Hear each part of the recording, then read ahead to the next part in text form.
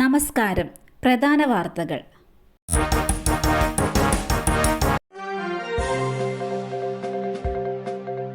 Kerala digital സാങ്കേതിക സർവകലാശാലകളിലെ താൽക്കാലിക VC നിയമനം. ഹൈക്കോടതി വിധി ഇന്ന്.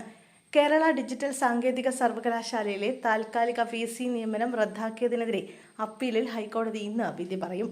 ചാൻസലർ കൂടിയായ ഗവർണർ നൽകിയ അപ്പീലിലാണ് ഡിവിഷൻ ബെഞ്ച് വിധി പറയുക.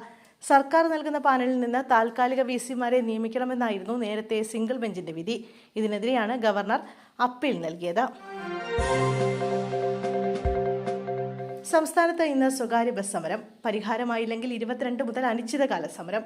സ്വകാര്യ ബസ് ഉടമകളുമായി ഇന്നലെ ട്രാൻസ്പോർട്ട് കമ്മീഷണർ നടത്തിയ ചർച്ച പരാജയപ്പെട്ടതോടെയാണ് സംയുക്ത സമരസമിതി പണിമുടക്കുന്നത്.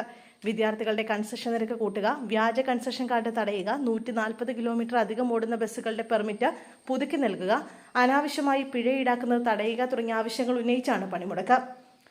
ഒരാഴ്ചയ്ക്കുള്ളിൽ പരിഹാരമുണ്ടായില്ലെങ്കിൽ 22 മുതൽ അനിശ്ചിതകാല സമരത്തിലേക്ക് നീങ്ങാനാണ് തീരുമാനം.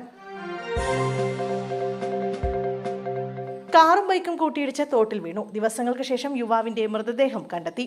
മുന്നിയൂർ ആലഞ്ചുവട് സ്വദേശിയും വലിയപറമ്പിൽ താമസക്കാരനുമായ ഹാഷിറിന്റെ മൃതദേഹമാണ് കണ്ടെത്തിയത്. അപകടത്തെ തുടർന്ന് തോട്ടിലേക്ക് തെറിച്ചു വീണ ഹാഷിറിനായി തിരച്ചിൽ ഊർജിതമാക്കിയിരുന്നു.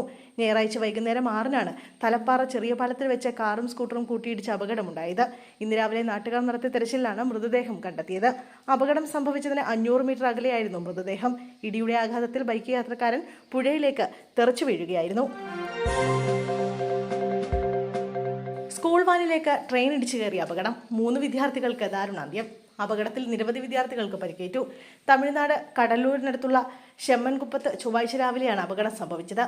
റെയിൽവേ ട്രാക്ക് മുറിച്ചു കടക്കാൻ ശ്രമിക്കുന്നതിനിടെ ഒരു സ്കൂൾ വാൻ ട്രെയിനിൽ ഇടിച്ചായിരുന്നു അപകടം. പരിക്കേറ്റ വിദ്യാർത്ഥികളെ ചികിത്സയ്ക്കായി കടലൂർ സർക്കാർ ആശുപത്രിയിൽ പ്രവേശിപ്പിച്ചു. സംഭവം റെയിൽവേ അധികൃതരുടെ അനാസ്ഥയാണെന്ന് കുറ്റപ്പെടുത്തി പ്രദേശവാസികൾ രോഷം ആളിക്കത്തിയിട്ടുണ്ട്. ആളില്ല ക്രോസിംഗിലെ റെയിൽവേ ഗേറ്റ് കീപ്പർ ഉറങ്ങിപ്പോയതിനാൽ കൃത്യസമയത്ത് ഗേറ്റ് അടയ്ക്കാൻ കഴിഞ്ഞില്ലെന്നാണ് ആരോപണം. നിപ്പ സ്ഥിരീകരിച്ച യുവതിയുടെ നില ഗുരുതരം. നിലവിലെ സമ്പർക്ക പട്ടികയിൽ 208 പേർ.